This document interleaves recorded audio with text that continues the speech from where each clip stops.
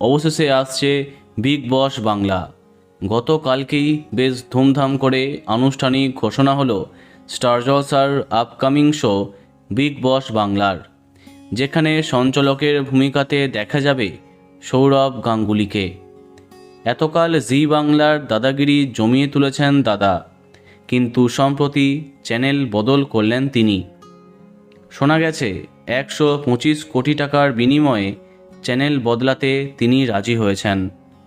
Big বস ছাড়াও একটি quiz show সঞ্চালনা করবেন তিনি।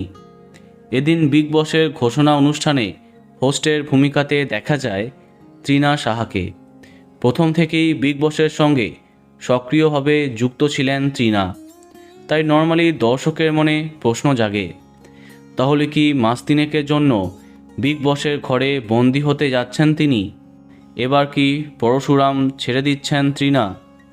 এই বিষয়ে সংবাদ মাধ্যম থেকে তাকে ফোন করা হয়েছিল। নায়িকা পরিষ্কারভাবে জানিয়েছেন পরশুরাম ছাড়ছেন না, তাই এইবারের সিজনে মূল অনুষ্ঠানে অংশ নিচ্ছেন না তিনি। তৃণা বলে ওঠেন, পরশুরামের কি হবে, আমার বাচ্চাদের কি হবে? বোঝাই যাচ্ছে বিগ বসে যাচ্ছেন না তিনি। তবে এই মূল অনুষ্ঠানে কোন কোন বিতর্কিত তারকাদের দেখা যাবে তার তালিকা ইতিমধ্যে সামনে আসছে। খুব তাড়াতাড়ি সেই বিষয়ে তোমাদেরকে জানাবো। তো বন্ধুরা, এই বিষয়ে তোমার কি মন্তব্য কমেন্টে জানাতে পারো। আর এই রকমই আরও অনেক ভিডিও পেতে সাবস্ক্রাইব কারেন্ট বস। ধন্যবাদ।